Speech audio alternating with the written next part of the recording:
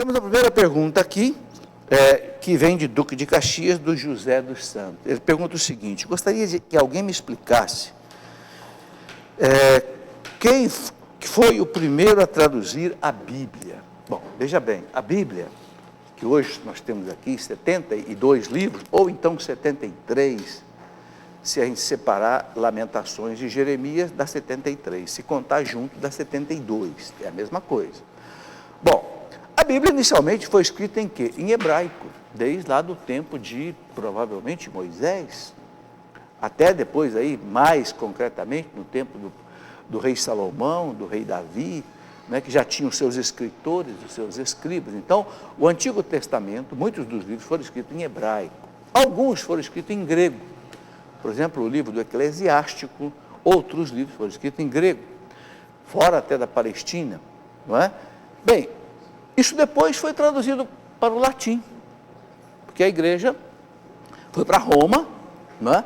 E principalmente o Novo Testamento traduzido para o latim, e do latim foi sendo traduzido para outras línguas, do português, do francês, do espanhol, etc. Hoje a Bíblia está traduzida.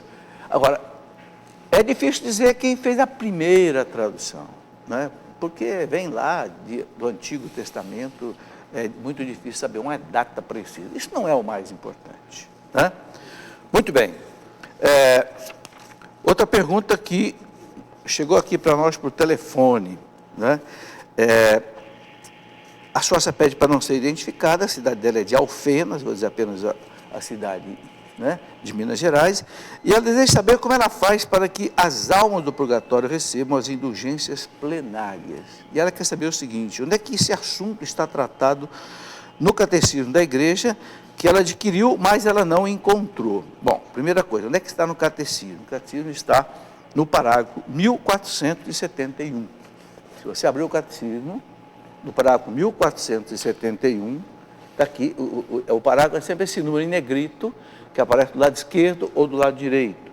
1471, você vai encontrar aqui as indulgências, ok? E ele explica direitinho o que são as indulgências para as almas do purgatório. Então, a gente pode oferecer uma indulgência plenária ou parcial para a nossa alma ou para a alma de uma pessoa que já faleceu. Não pode oferecer indulgência para uma pessoa que está viva.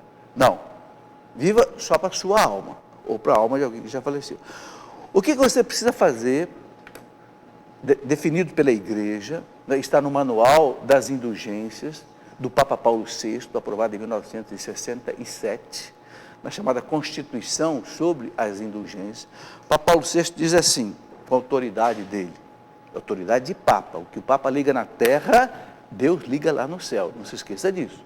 Então o Papa diz: quem fizer 4 coisas, ganha uma indulgência plenária que pode oferecer para uma alma que já morreu. O que é essa indulgência plenária? A alma que está em purificação, no estado chamado purgatório, não é no lugar, não existe um lugar chamado purgatório, porque a alma não ocupa espaço, a alma é espírito, ok? Há um estado de vida dessa alma que é de purificação, ok?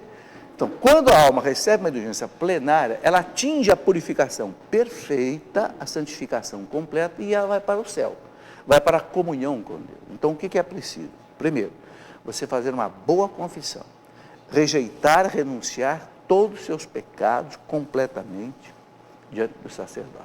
Segundo, fazer a comunhão, participar da Santa Missa e comungar.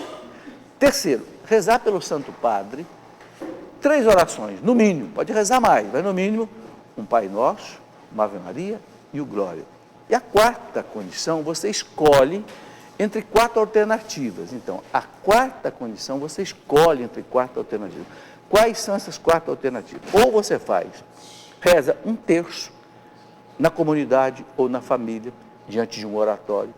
Ou então você faz meia hora de leitura bíblica meditada, chamada Lectio Divina, lendo a palavra de Deus durante meia hora e meditando. Ou então você faz meia hora de adoração ao Santíssimo, diante do sacrário. Ou então você faz a Via Sacra numa igreja, percorrendo os 14 quadros da Via Sacra. Compreendeu? Então, vou repetir. Primeiro, confissão. Não precisa ser uma confissão a cada dia. Você pode ganhar uma indulgência por dia, um mês inteiro, com uma confissão só. Agora, você precisa ter uma comunhão para cada dia, ok? Rezar pelo Papa, Pai Nosso, Ave Maria e o Credo, e fazer uma dessas 4 práticas que eu falei. Você escolhe ou o terço, ou a Via Sacra, ou a Bíblia meditada, ou, né, a adoração ao Santíssimo. É muito fácil. E você pode, uma vez por dia, não mais, ganhar uma indulgência para uma alma do purgatório. Seu pai que já faleceu, seu avô, seu amigo. Entende? É uma coisa belíssima. Não se esqueça, gente. Jesus disse para o Papa, o que você ligar na terra, eu ligo no céu. Só o Papa pode aprovar a indulgência. Entenderam? E isso é aprovado na Constituição Apostólica do Papa Paulo VI sobre as indulgências. Está aqui no Catecismo, 1471, para que você entenda, inclusive, a doutrina sobre as indulgências. Muito bem, vamos em frente. Aqui, vamos ver se podemos dizer o nome. Podemos. Adjair Amorim de Pernambuco. Gostaria de saber como se compõe um tribunal eclesiástico. O tribunal eclesiástico é um tribunal da igreja.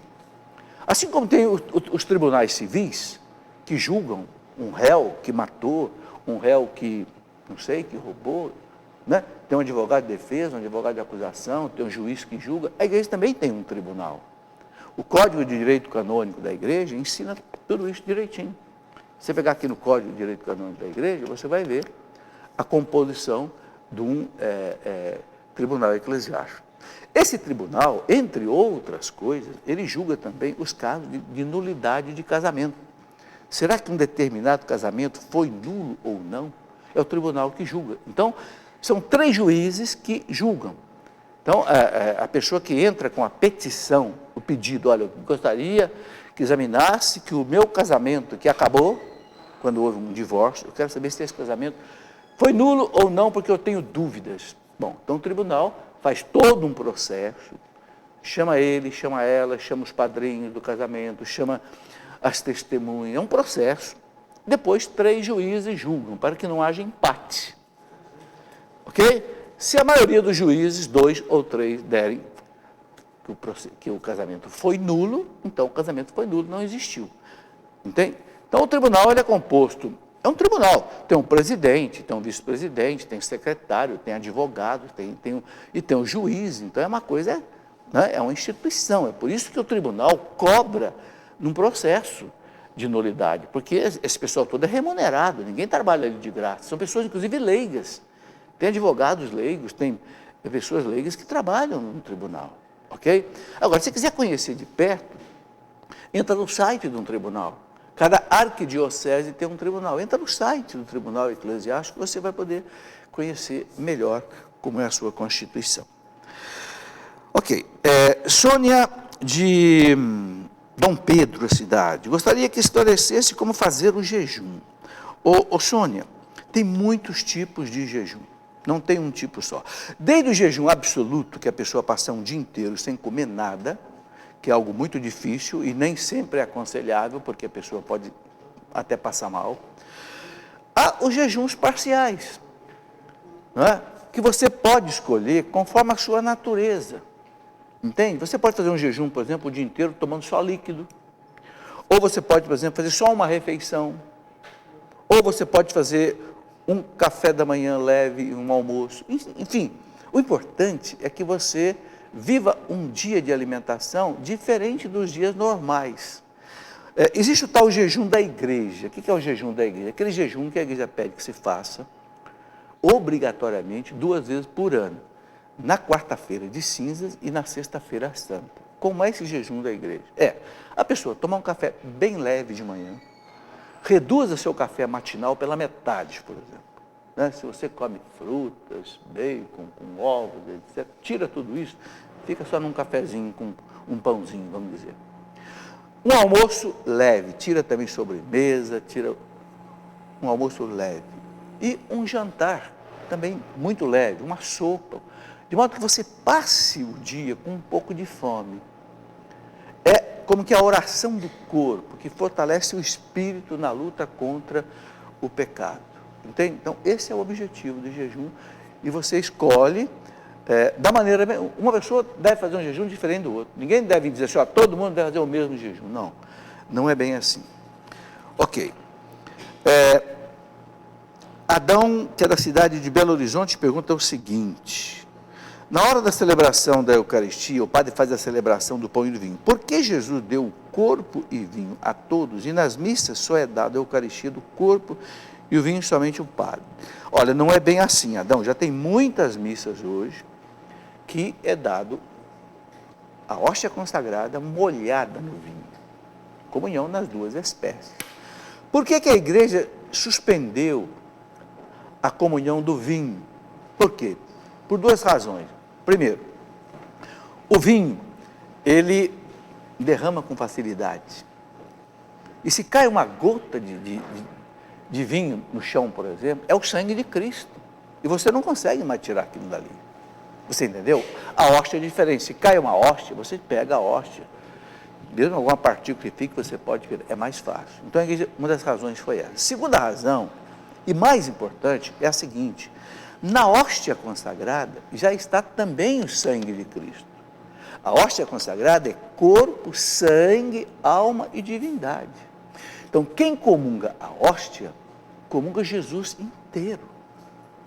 Substancialmente, corpo, sangue. Por isso que no milagre eucarístico da hóstia, às vezes, a hóstia sangra. O milagre de Orvieto, o milagre de Lanciano, está ali o sangue de Cristo. Então, quem comunga só a hóstia não faz uma comunhão incompleta, não. Agora, é claro que liturgicamente é melhor comungar o pão e o vinho. Mas não há diferença sacramental em uma coisa e outra. Há uma diferença litúrgica, entendeu? Muito bem. Agora, muitas igrejas já estão, os bispos já estão autorizando, e não é proibido, o Vaticano autoriza isso, só pede que haja cuidado, né? Outra dificuldade de dar também o vinho é que, por exemplo, se sobra vinho, esse vinho não pode ser guardado no sacrário como a hóstia. Por quê? Porque o vinho azeda. E se azedou, não é mais o corpo de Cristo, não mais o sangue de Cristo. Assim como a hóstia, se a hóstia estragar, ela deixa de ser corpo de Cristo. Por isso que a hóstia no sacrário deve ser sempre renovada semanalmente. O vinho é complicado para ser guardado, porque ele pode fermentar, vira vinagre, né? Vinus acre, quer dizer, vinho azedo, vinagre, e aí você não tem mais ali a presença real do sangue de Cristo. Muito bem. É pecado a consulta com terapeuta iridólogo? A pergunta é da Otaciana, que é do Ceará. Otaciana, o seguinte: não é que seja pecado, veja bem, a igreja, em termos de medicina, a igreja acompanha a medicina. Se o Conselho Federal de Medicina disser assim: olha, a prática da iridologia é aprovada cientificamente, e os médicos podem usar, a igreja diz pode usar. É como, por exemplo, o caso da própria acupuntura, que o Conselho Federal de Medicina aprovou. Então a igreja também não é contra. Agora, o que a igreja não quer? É que a atividade seja exercida por pessoas que não sejam capacitadas, não sejam habilitadas, ou que misture a prática médica com esoterismo, ocultismo. Aí a igreja não quer, entendeu? Se é uma prática aprovada pelo Conselho Federal de Medicina, a igreja recomenda. Agora, eu não sei te dizer, não sou médico, né? Não sei te dizer se essa terapêutica da iridologia se já é aprovada pelo Conselho Federal de Medicina. Seria preciso verificar. Eu acho que não tenho certeza. Vamos verificar aí, os médicos podem verificar.